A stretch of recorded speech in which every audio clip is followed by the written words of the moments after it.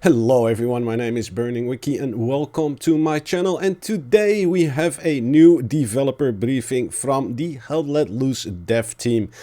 Before I get started, regular viewers of my channel should have noticed that I'm now broadcasting or making videos in 4K resolution, and from now on that will be the new standard, so I hope you all like this new format.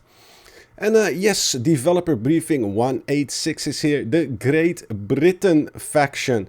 So they're not calling it the Commonwealth or the English faction, they're calling it the Great Britain faction, which is kind of interesting. And the dev team writes, "Hey everyone, thank you for the response to our last dev brief. We've been exceptionally grateful and excited to be on the journey together. This week we're pleased to announce update 14 and the British forces are targeted for deployment on May the 25th. So that is within 20 days, guys, a 3-week period. That's I'm really looking forward to that.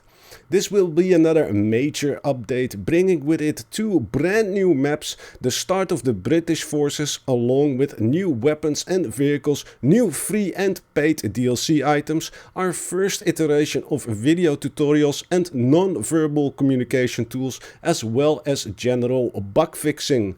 Today we'll be taking a look at how the British forces are shaping up, along with the weapons and vehicles you can expect to see at the end of the month.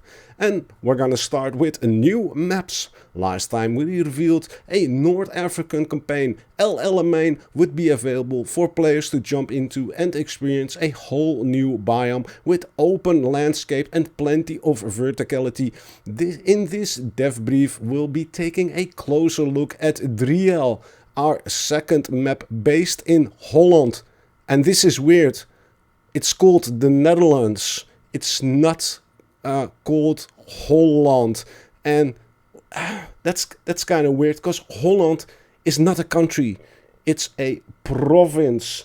If I'm not mistaken, Driel is not in Holland. Driel is in the province of Gelderland. So they are saying this map is in Holland. First of all, Holland is not a country, it is the Netherlands. And if you want to be very specific, it is the United Kingdom of the Netherlands. Holland are 2 provinces, North and South Holland. And Driel is not even in Holland, it is in Gelderland, in the province of Gelderland. So, you know, this is not a good start, guys. So, let's get our facts straight. But let me continue with the dev briefing.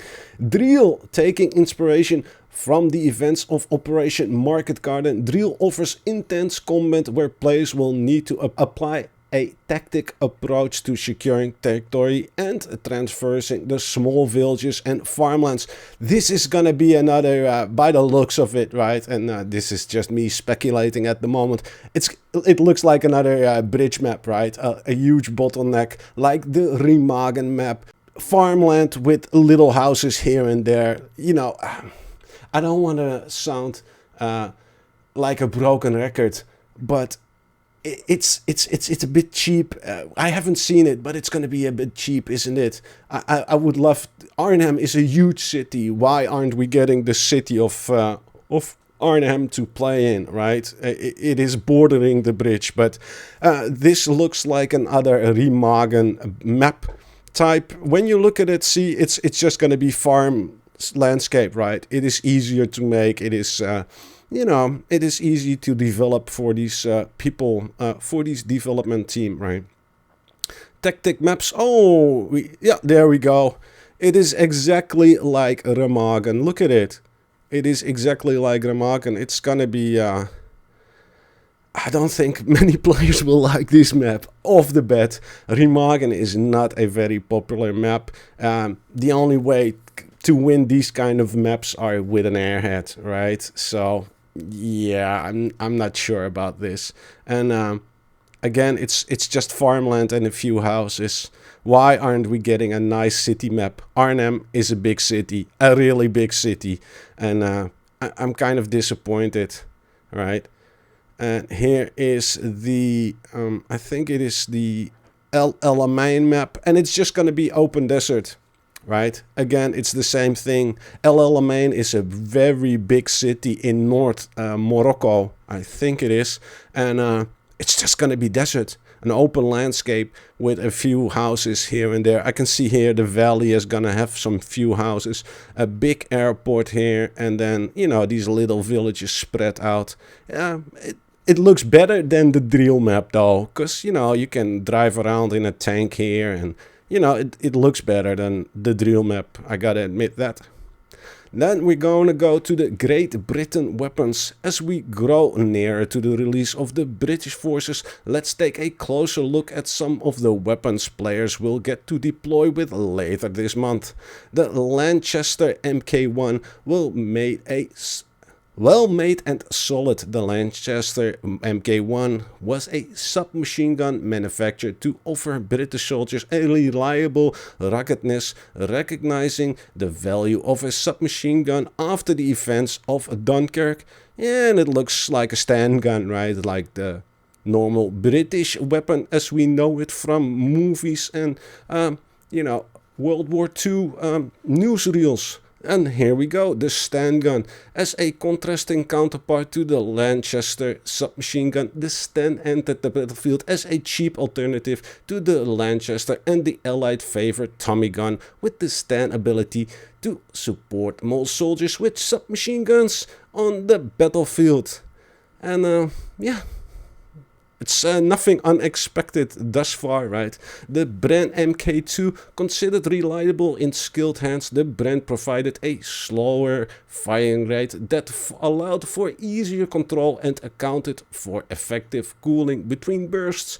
The Lee Enfield pattern 1914 P14 used throughout World War I and bolt-action rifle with under further modification to support soldiers in World War II, often used by snipers. The P14 was durable and somewhat heavier, contributing to its reputation for accuracy.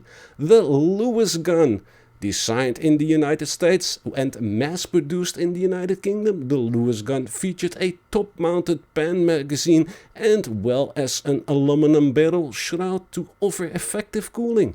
Following the loss of the large part of the British Army weaponry across France, many Lewis guns were repaired before being issued to the British and Allied forces. And the models, as always, the models look really nice, right? Whoever is designing these weapons for Hell Let Loose knows what they're doing, that is for sure. And now we're gonna come into the most interesting weapon of all, and that is a very unique anti-tank weapon called the Piat, and it was created in 1942 in response to the need for a more effective portable anti-tank weapon. The projector infantry anti-tank Piat offered greater penetration power than its anti-tank predecessors and was able to launch projectiles over a more effective range. Yeah, and this was a really loved but also hated weapon by the British forces because it was not very accurate. And we're gonna go to the rifle number 4 Mk1, a classic service rifle built with infantry in mind, offering a lighter and more robust design than the standard rifle.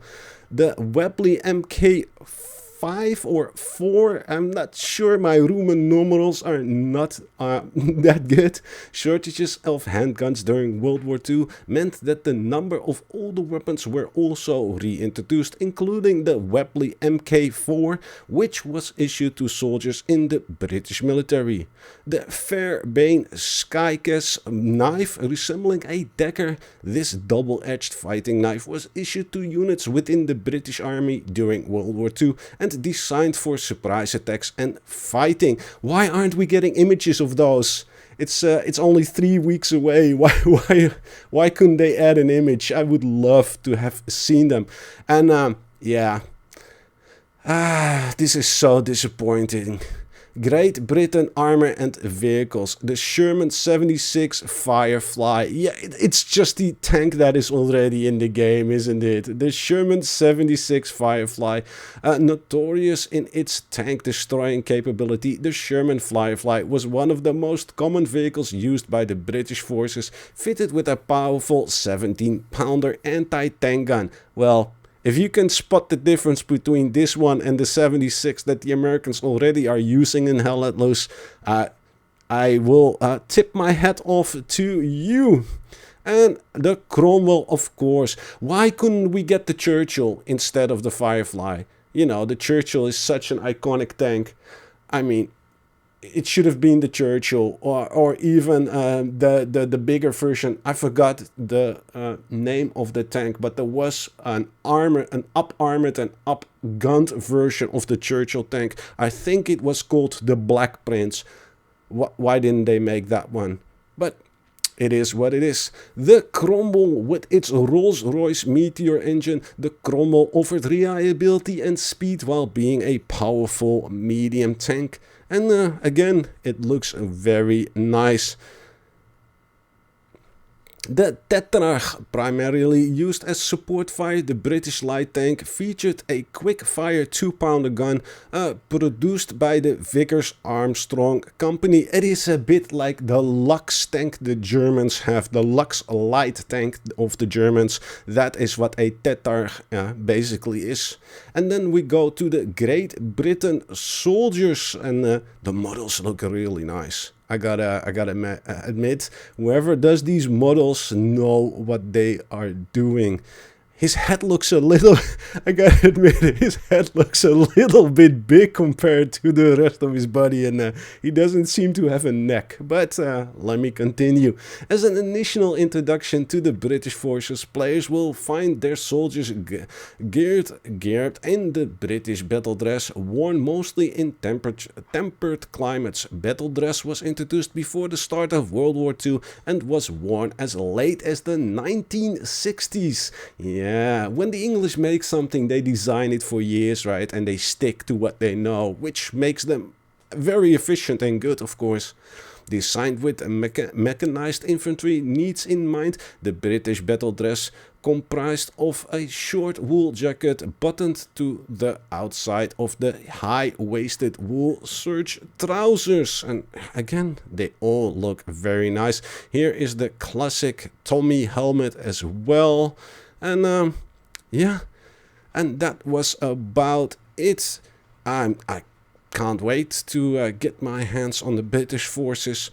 In the beginning, the Hell Let Loose Dev Team and Team 17 told us that the British forces would be behind a paywall, but everybody could play, only it was limited. I'm still curious, is it still gonna be partly paywall or not?